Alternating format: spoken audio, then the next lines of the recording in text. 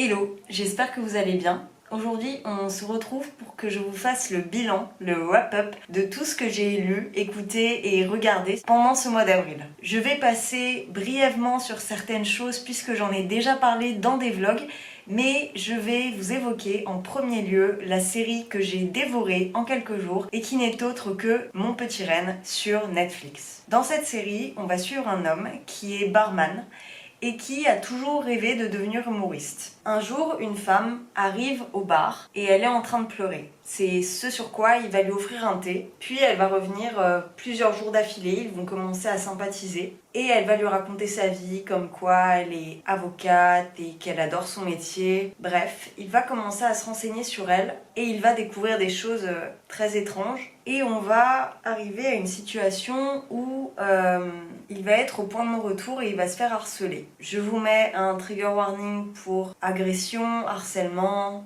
viol. C'est pas une série qui est facile et je trouve qu'elle est très bien réalisée. Cependant, j'ai quelques réserves. J'ai lu pas mal d'articles, notamment de Télérama, que je pourrais vous mettre en barre d'infos si j'y pense. Ils évoquaient le fait que engager une actrice qui est obèse à l'écran afin d'incarner un personnage qui est le harceleur et le personnage antagoniste de l'histoire, qui est réellement arrivé au réalisateur, soit dit en passant, pouvait stimuler la grossophobie qui règne dans nos sociétés. Le personnage de Martha, par sa personnalité et par son incarnation à l'écran, inspire la pitié et le dégoût. Et j'ai un peu peur que la manière dont elle ait été mise en avant crée d'autant plus de problèmes. Alors c'est une série qui a beaucoup été regardée, moi j'avoue que j'ai été tentée par la hype que j'ai vue sur Instagram, donc il est tout à fait possible que vous l'ayez binge-watché également. Donc c'est pour cela que je me permets de faire cette remarque, mais il a été grandement évoqué le fait que l'épisode 4 était très difficile à tenir. Je suis d'accord, mais ce sont des scènes qui sont fréquentes malheureusement lorsque le personnage qui est agressé est une femme. Et il me semble qu'il en est rarement fait cas. Lorsqu'il s'agit d'un homme, eh bien ça pose d'autant plus de soucis et c'est tout de suite souligné. Donc voilà, je me permettais de le dire. Quoi qu'il en soit, le véritable problème que je peux y trouver, c'est justement cette représentation du personnage antagoniste qui, à mon sens, stimule des haines qui sont déjà présentes et qui ne font que les accroître. Cependant, j'ai adoré cette série. Si on peut dire qu'elle a été appréciable, en tout cas, elle a été très bien menée et je félicite en fait ce réalisateur qui a réussi à mettre en lumière de réels problèmes de société qui semblent totalement ubuesques et qui, pour autant, peuvent advenir. Ensuite, là encore, je vais passer très brièvement puisque je vais vous parler simplement de l'album que j'ai écouté. Il s'agit bien sûr de l'album de Taylor Swift qui est sorti en avril et que j'ai totalement adoré. Il y a notamment une référence à Patti Smith dans l'une de ses chansons et je vous avoue que rien que pour ça, elle m'avait déjà gagné. Mais ce que j'adore dans son écriture de chansons, c'est qu'il y a toujours une recherche, un aspect très littéraire, très poétique et énormément de métaphores dans ses textes. Et je trouve qu'au-delà de sa DA, de sa campagne de communication, en fait c'est une artiste complète parce qu'elle crée vraiment des univers spécifiques pour chacune de ses réalisations, que ça soit dans l'entité d'un album ou dans chacune de ses musiques. Et c'est ça qui est extrêmement beau et qui fait qu'on arrive vraiment à s'intégrer à ce qu'elle nous raconte. On pourrait analyser pendant des heures les textes qu'elle écrit. Et c'est ce pourquoi je trouve qu'elle est vraiment complète et que j'ai encore une fois adoré cet album. Et enfin, dernière chose que j'ai écoutée, c'est donc le podcast de ma très chère Luna et de Enzo qui s'appelle Livre, Love and Love. Et dans ce podcast qui est aussi disponible en format vidéo sur YouTube, ils vont revenir sur beaucoup d'éléments littéraires qui ont lieu sur les réseaux sociaux. Par exemple, doit-on interdire la dark romance? Ils ont un petit peu lancé des pics à plein de livres qui sont successful en ce moment et j'adore leur manière de dédramatiser la littérature et de se moquer de certaines influences, certaines manières de penser, certaines manières de pratiquer. Et c'est avec leur sarcasme qu'ils arrivent à délivrer des réflexions qui sont extrêmement pertinentes. Donc si vous voulez à la fois rire et à la fois réfléchir sur ce que vous découvrez grâce à Booktube, grâce à BookTok ou grâce à Bookstagram, eh bien je vous invite à aller écouter ce podcast.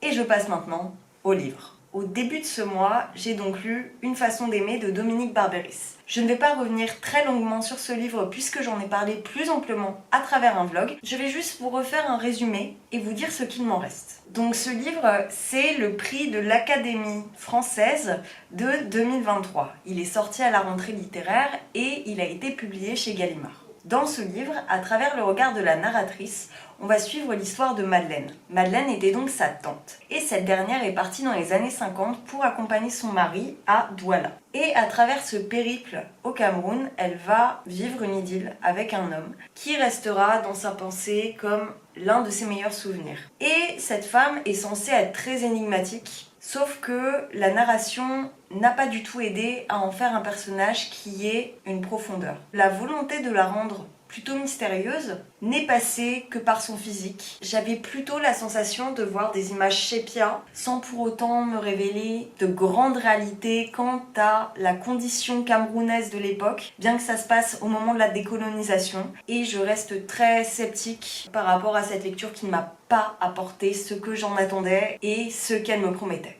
Ensuite, je passe à un livre qui m'a beaucoup plu, qui n'est pas encore publié en français, mais je vous invite à le lire si vous lisez l'anglais, d'autant plus qu'il est très court. Il s'agit de Comfort Me with Apple de Catherine Valent. Prenez Desperate Housewives, Barbe Bleue, la Bible et The Good Place, et vous y êtes.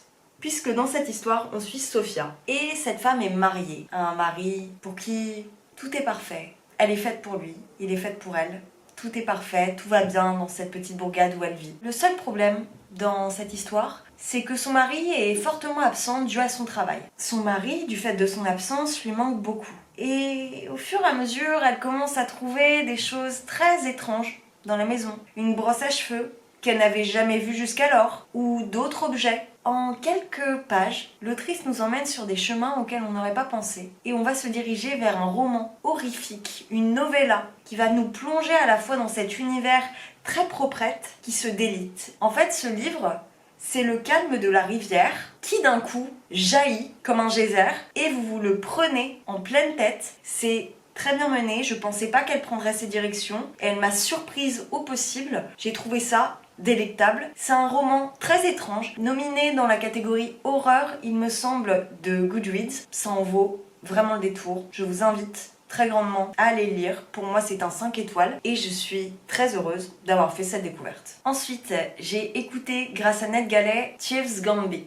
Alors, c'est un livre qui est jeunesse. Il me semble qu'il est paru chez Pocket Jeunesse. Dans ce livre, on suit Ross, qui a 17 ans. Elle est issue d'une famille de voleurs. Elle ne veut pas suivre cette route et elle veut abandonner sa famille et cet emploi auquel elle est vouée. Sauf que un jour, sa mère est enlevée. Pour la libérer, elle doit payer une rançon. Et la seule solution qu'elle a est de participer à un concours où elle pourra obtenir une récompense et payer cette subsdite rançon. Je ne sais pas si c'est dû au fait que je l'ai écouté ou si je ne suis pas forcément le public attendu, mais je n'ai pas spécialement aimé les personnages. On a cette rencontre entre Inheritance Game et Hunger Games. Bien que ça soit des œuvres qui m'aient plu, la connexion s'est pas faite. J'ai trouvé effectivement que les personnages étaient très simplets. C'est peut-être dû au fait que ça soit de la jeunesse, mais c'était trop caricatural à mon sens. Je n'irai pas la suite et j'ai tenté. Ensuite, brièvement, j'ai continué ma lecture de La Petite Faiseuse de Livres. On arrive sur d'autres pentes. On a des petites insertions d'aspects fantastiques, magiques. Je me demande où ça va me rendre. On verra bien dans le tome prochain. Après, dans le cadre du cabinet de lecture de Flowfly, j'ai lu Maurice de Foster. Ici, on suit donc l'histoire de ce susdit Maurice, qui grandit dans le début du XXe siècle en Angleterre. Et il intègre Cambridge. Il commence à devenir ami avec un garçon qui s'appelle Clive et il va commencer à tomber amoureux. Clive va être plus ou moins une figure d'apprentissage et d'éducation. Il va l'élever en société, dans ses manières, et il va également se découvrir et découvrir sa sexualité à travers lui. Et à travers ces pages, on va assister à ce chassé-croisé homosexuel à une époque où ça n'était pas accepté. Je l'ai lu en VO, alors ça a peut-être participé au fait que j'ai apprécié. Je n'en sais rien puisque je ne connais pas la version française, mais j'ai trouvé la plume sublime. Ça, c'est le point que je retiendrai. Tout était sensible, tout était sensoriel et j'avais vraiment l'impression d'être plongée dans cet univers bucolique. En plus, au début, il y a un aspect très dark academia que j'ai beaucoup apprécié, même si ça se délie plus ou moins au fur et à mesure. L'auteur va quand même parcourir beaucoup de choses, notamment l'affrontement entre les protestants et les catholiques, entre la vision de l'homosexualité et des convenances maritales. Ça, c'est vraiment des choses qui m'ont permis de revoir l'époque à laquelle ça avait été écrit. Il faut savoir que ce texte a été écrit au début du XXe siècle et qu'il n'est publié qu'à titre posthume en 70 lorsque Foster sera décédé. Ce qu'il faut aussi savoir, c'est que ce texte est extrêmement autobiographique. Foster était homosexuel et il a dû se contenir pendant toute son existence. Je pense que le texte aurait eu plus d'essor s'il était paru à sa date d'écriture. Parce que, au fur et à mesure, on le voit, qu'il ne cesse de faire des allers-retours. Il y a aussi toute cette question des théories de conversion qui sont amenées, puisque Maurice se dit qu'il a un problème et il essaye de se soigner pendant toute son existence. Il va rencontrer beaucoup de docteurs qui vont mal le traiter et ça va prendre une grande place en fait et ça va vraiment être interrogé tout du long. Ça nous replace vraiment tout le contexte où ça a été fait et ça a été vraiment très bien servi par la plume. Maintenant sur les 100 dernières pages, j'ai été un peu lassée et je pense que si ça avait été réduit d'une 50aine de pages, ça aurait tout à fait suffi. La fin m'a étonnamment plu. Je vois pas comment ça aurait pu être terminé autrement, même si c'était très énigmatique. Je suis très heureuse d'avoir découvert ce classique de la littérature britannique que je n'aurais peut-être pas lu si je n'avais pas eu à le faire entre guillemets. À la suite, je vous parle d'un livre qui est paru au début du mois d'avril et qui est publié chez les éditions L'Iconoclaste. Il s'agit de Une époque en or de Titiou Lecoq. Titiou Lecoq, j'ai adoré Les Grandes Oubliées, il faisait partie de mon top de 2022 et là, je l'ai découverte avec sa fiction. Dans ce livre, on suit Chloé, une trentenaire, qui vit dans une petite bourgade. Dans cette ville de Gabarny, elle vit avec Greg, qui a une fille d'un premier mariage, et leur enfant. Elle commence à sympathiser avec un gamin de sa résidence. Il vit dans un contexte familial violent et elle commence vraiment à s'y attacher. Et c'est au même moment qu'elle va découvrir un secret de famille qui va l'amener à retracer toute son histoire généalogique. Elle va être en quête d'un trésor et elle ne va peut-être pas tomber sur ce à quoi elle s'attendait. Et j'ai pas envie de vous en dire trop, mais on retrouve ce sarcasme de Titiou Lecoq, ses idées, son féminisme, tout ce que j'apprécie dans sa plume et dans ce qu'elle présente. Le seul point, c'est que j'ai trouvé ça peut-être trop appuyé dans les 200 premières pages, mais ce que je ne lui enlève pas, c'est que ces pages se tournent tellement facilement. J'étais totalement immergée dans ce qu'elle me racontait. C'est un roman lumineux, c'est un roman drôle et j'ai adoré découvrir cette petite balade. J'ai vraiment eu l'impression, et dans un sens mélioratif et non pas péjoratif, de regarder un téléfilm et de découvrir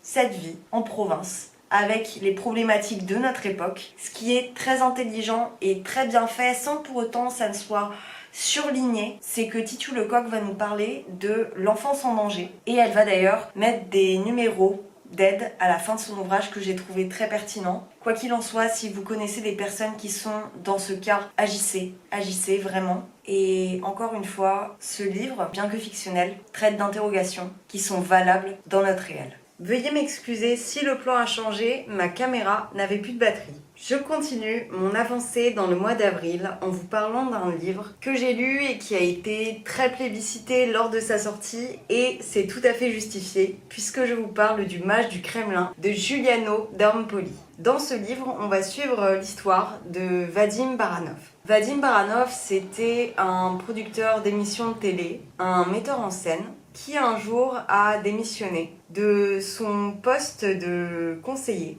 auprès de Poutine. Il y a des légendes qui sont créées autour de lui, c'est devenu plus ou moins un mythe. Et notre narrateur décide de retracer son histoire. On a du mal à saisir le vrai du faux entre ce qui se passe réellement en Russie et de ce que l'écrivain a imaginé. Parce que ce livre évoque beaucoup de sujets qui sont vraiment arrivés, notamment la guerre en Tchétchénie ou encore la crise ukrainienne, tout ce qui s'est passé pendant l'ère poutinienne et tout ce qui se passe encore. C'est vraiment un récit qui a la lisière entre la réalité et la fiction. Ce que j'ai vraiment apprécié, c'est que le narrateur garde une grande distance avec ce qu'il évoque, avec ce qu'il raconte. Il y a des scènes qui sont totalement ubuesques. Si vous l'avez lu, vous verrez de quoi je parle, mais moi, la scène qui m'a totalement prise, c'est cette scène totalement éclectique où il y a Angela Merkel qui est reçue et qu'elle a peur des chiens, et que de ce fait, il décide de nommer un chien au sein du gouvernement.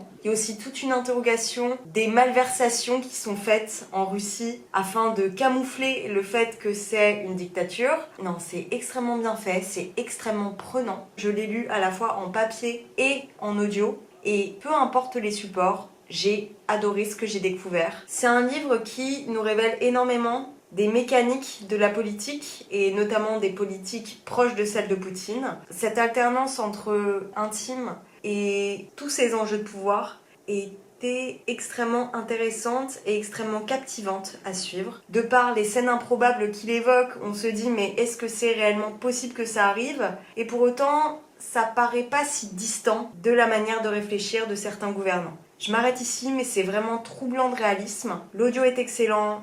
Le livre est excellent. Si vous le redoutez un peu, de par l'aspect politique et l'aspect historique qu'il peut soulever, eh bien je ne peux que vous inciter à lire parce que il a vraiment le meilleur des deux. C'est-à-dire qu'il arrive à nous garder dans la fiction tout en nous révélant une part du réel. Ensuite, je vais rester sur les livres audio et grâce à NetGalley, j'ai pu écouter Finlay Donovan is Killing It. En français, c'est Comment j'ai tué ton mari. Et c'est un livre qui est écrit par Elle Cosimano et qui est lu par Nancy Philippot. On suit donc Finlay Donovan qui doit coélever ses enfants avec son ex-mari qui est totalement insupportable. Et il se trouve que Finlay Donovan est une écrivaine de romans policiers, mais qui n'a pas grand succès. Et un jour, elle a rendez-vous avec son agente, son éditrice. Elle parle de son futur manuscrit. Elle lui révèle tous les arcs narratifs qu'elle veut mettre en place, où sa personnage principale a tué quelqu'un. Et donc, l'une de leurs voisines de table les entend et pense que c'est vraiment quelque chose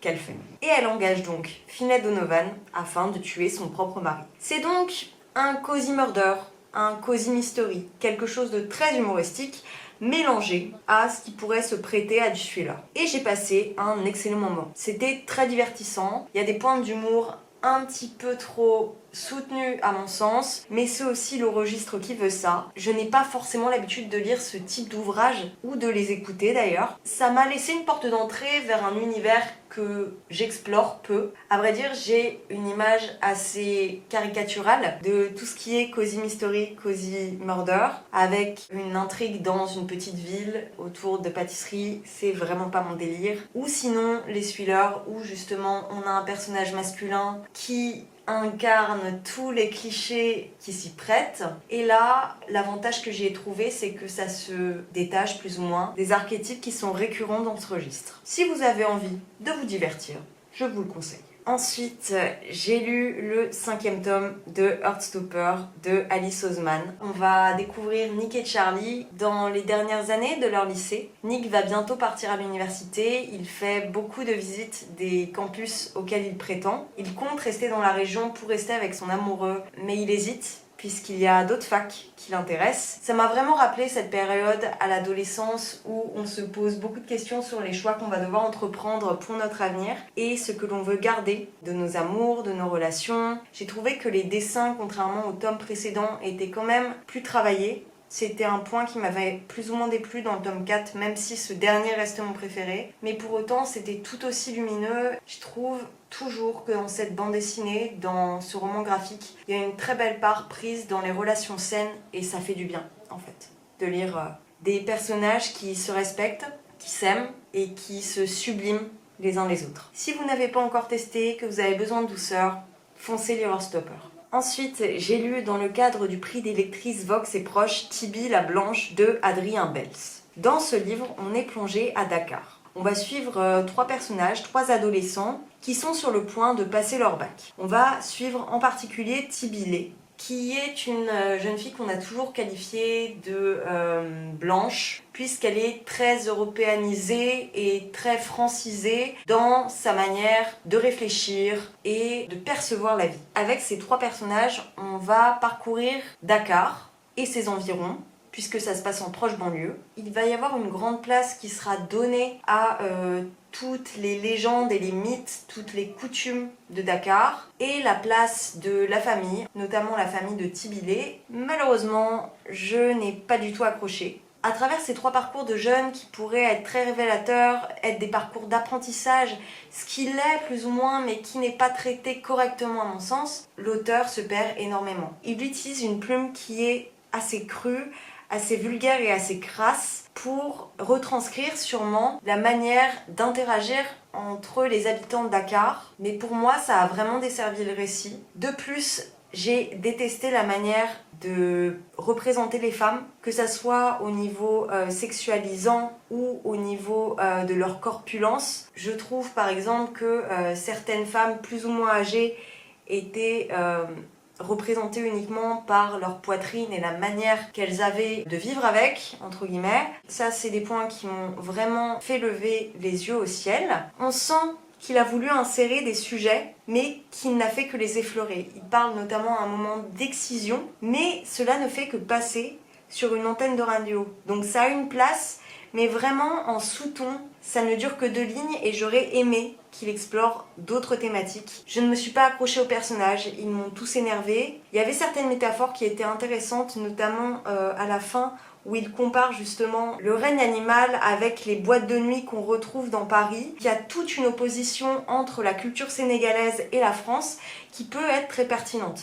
Il y a tout ce choix de ces jeunes qui décident soit de rester vers Dakar, soit de partir en France. Et ça m'a permis de découvrir une condition à laquelle je ne suis pas soumise et que je ne connais pas en règle générale. Donc ça a été intéressant, mais je n'ai vraiment pas réussi à m'intégrer au récit, si bien que 200 pages m'ont duré 1 mois, tant j'ai eu du mal à m'immerger au sein de cette intrigue.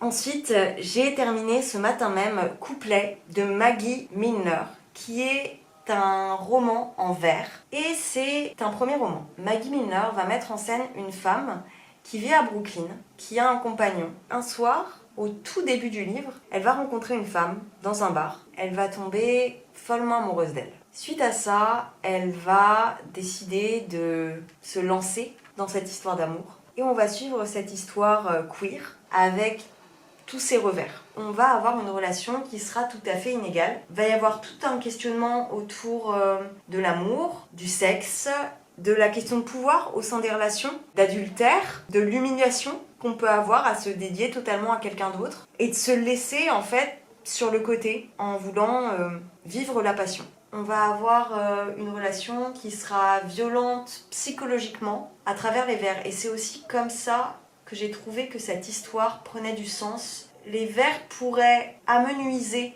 tout le sujet du récit, mais ce n'est absolument pas le cas. Elle met en avant le fait que les relations queer, il y a aussi des violences en leur sein et qu'il est nécessaire d'en parler. Je trouve que pour un premier roman, c'est très bien réalisé. Pour autant, j'ai grandement préféré les 2 premières parties, puisque le livre est séparé en 4. Et je trouve que les 2 dernières sont plus des réflexions quant à la ville et quant à la notion de solitude après la sortie du déni au sein de cette histoire. Enfin, je ne vais pas m'épancher sur les 3 derniers ouvrages puisqu'il y a un vlog qui leur est dédié. C'est donc le vlog sur les livres que j'anticipe d'être des 5 étoiles que je vous mettrai dans le petit i et en barre d'infos. Quoi qu'il en soit, j'ai adoré Open Water de Caleb Azuma Nelson qui se concentre sur une relation entre 2 artistes noirs dans Londres, une danseuse et un photographe. C'est un roman à la 2e personne du singulier que j'ai trouvé absolument sublime et que je vous conseille très grandement en VO parce que je ne sais pas comment la traduction française a pu retranscrire la beauté des phrases, mais vraiment un coup de cœur incommensurable.